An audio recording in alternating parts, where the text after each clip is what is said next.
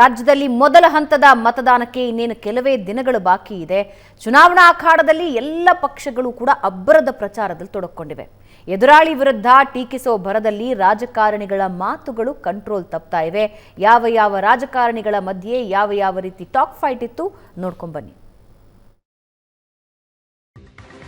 ಲೋಕಸಭಾ ರಣಕಣದಲ್ಲಿ ನಾನಾ ನೀನಾ ವಾಗ್ಯುದ್ಧ. ಕಾಂಗ್ರೆಸ್ ವರ್ಸಸ್ ಮೈತ್ರಿ ನಾಯಕರ ಮಧ್ಯೆ ಟಾಕ್ ವಾರ್. ಕರ್ನಾಟಕ ಲೋಕಸಭಾ ಅಖಾಡದಲ್ಲಿ ಪ್ರಚಾರ ಭರಾಟೆ ಜೋರಾಗಿದೆ. ಅಭ್ಯರ್ಥಿಗಳ ಪರ ಸ್ಟಾರ್ ಪ್ರಚಾರಕರು, ದಿಗ್ಗಜರು ಬಿಡುವಿಲ್ಲದೆ ಕ್ಷೇತ್ರ ಸುತ್ತಾಡಿ ಮತ ಯಾಚಿಸುತ್ತಿದ್ದಾರೆ. ಈ ನಡುವೆ ಚುನಾವಣೆ ಪ್ರತಿಷ್ಠೆಯಾಗಿ ಸ್ವೀಕರಿಸಿದ ಕಾಂಗ್ರೆಸ್ ವರ್ಸಸ್ ಮೈತ್ರಿ ನಾಯಕರ ಮಧ್ಯೆ ನಾನಾ ನೀನಾ ವಾಗ್ಯುದ್ಧ ತಾರಕಕ್ಕೇರಿದೆ. ಕಾಂಗ್ರೆಸ್ ಗ್ಯಾರಂಟಿ ತಾತ್ಕಾಲಿಕ ಗ್ಯಾರಂಟಿ ಎಂದು ವಿಜಯೇಂದ್ರ ಅಬ್ಬರಿಸಿದ್ರು. ಇದಕ್ಕೆ ಇಂದು ಚಿಕ್ಕಬಳ್ಳಾಪುರದಲ್ಲಿ ಕೌಂಟರ್ ಕೊಟ್ಟ ಸಿಎಂ, ಅವರೇನು ಶಾಸ್ತ್ರ ಹೇಳ್ತಾರ? ಮೋದಿ ಯಾವುದೇ ಭರವಸೆ ಈಡೇರಿಸಿಲ್ಲ, ಯಾವ ಮುಖ ಇಟ್ಕೊಂಡು ವೋಟ್ ಕೇಳ್ತಾರೆ ಎಂದು ಗುಡುಗಿದ್ರು. ಇನ್ನು ಮಾಜಿ ಸಚಿವ ಸುಧಾಕರ್ ವಿರುದ್ಧ ಭ್ರಷ್ಟಾಚಾರಕ್ಕೆ ಸಾಕ್ಷಿಗಳಿವೆ, ಅವರು ಜೈಲಿಗೆ ಹೋಗ್ತಾರೆ ಎಂದು ವಾಗ್ದಾಳಿ ನಡೆಸಿದ್ರು. ಎನ್ಡಿಎ ಅಭ್ಯರ್ಥಿ ಮಾಜಿ ಮಂತ್ರಿ ಅವ್ರ ಮೇಲೆ ಸಾಕಷ್ಟು ಸಾಕ್ಷ್ಯಾಧಾರಗಳಿದ್ದಾವೆ.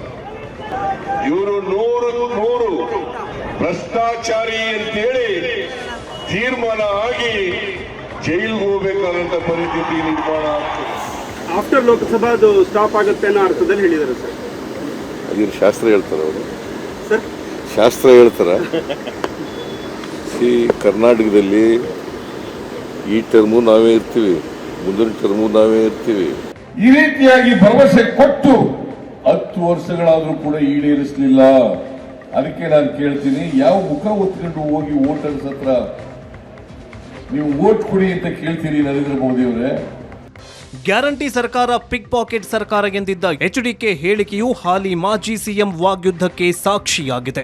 ನಾವು ನುಡಿದಂತೆ ನಡೆದಿದ್ದೇವೆ, ವೋಟು ಕೇಳುವ ನೈತಿಕತೆ ಇದೆ. ಬಿಜೆಪಿ ಜೆಡಿಎಸ್ಗೆ ಯಾವ ನೈತಿಕತೆ ಇದೆ ಎಂದು ಸಿಎಂ ಪ್ರಶ್ನೆ ಮಾಡಿದ್ದಾರೆ. ನಿಮಗೆ ಹೆಣ್ಣು ಮಕ್ಕಳಿಗೆ 2,000 ಕೊಡೋದು, ನಿಮ್ಮ ಕುಟುಂಬದ ಯಜಮಾನರು ದುಡಿಮೆ ಮಾಡ್ತಕ್ಕಂಥದ್ರಲ್ಲಿ 5,000ರಿಂದ 6,000 ರೂಪಾಯಿನ ನಿಮ್ ಜಾಬಿಂದ ಕಿತ್ಕೊಳ್ಳೋದು, ಇದು ಪಿಕ್ ಪ್ಯಾಕೆಟ್ ಸರ್ಕಾರ ಅನ್ನೋದನ್ನ ಮರಿಬೇಡಿ. ಈ ರಾಜ್ಯದ ಜನತೆಯ ಪಿಕ್ ಪ್ಯಾಕೆಟ್ ಮಾಡ್ತಾ ಇರತಕ್ಕಂಥ ಸರ್ಕಾರ. ಜೆಡಿಎಸ್ ಅವರಿಗೆ, ಬಿಜೆಪಿ ಅವರಿಗೆ ನಿಮ್ಮನ್ನ ವೋಟ್ ಕೇಳಲಿಕ್ಕೆ ಯಾವುದೇ ನೈತಿಕತೆ ಇಲ್ಲ. ನಮಗೆ ನೈತಿಕತೆ ಇದೆ. ಯಾಕಂತಂದ್ರೆ ಕಾಂಗ್ರೆಸ್ ಕೊಟ್ಟ ಮಾತಿನಂತೆ ನಡ್ಕೊಂಡಿದೆ.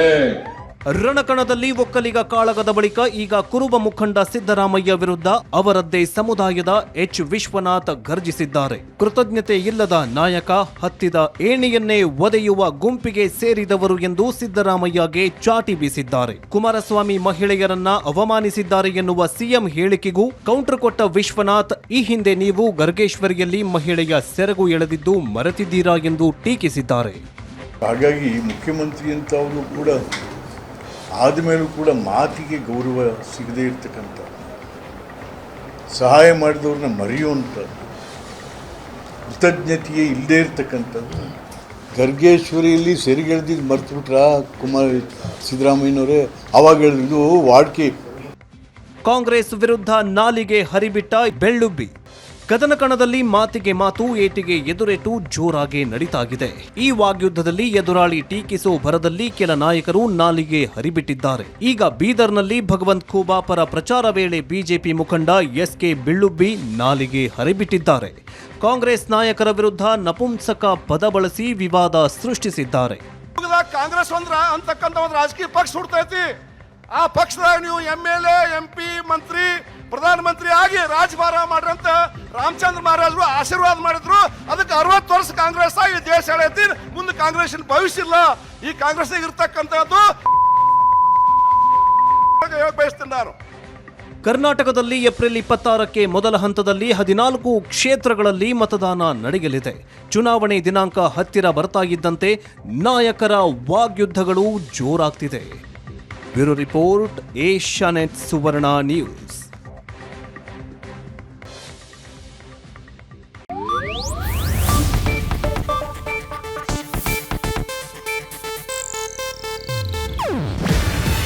ಇದು ಏಷ್ಯಾನೆಟ್ ನ್ಯೂಸ್ ನೆಟ್ವರ್ಕ್ ಪ್ರಸ್ತುತಿ. ನೀವು ನೋಡ್ತಿದ್ದೀರಾ ಏಷ್ಯಾನೆಟ್ ಸುವರ್ಣ ನ್ಯೂಸ್.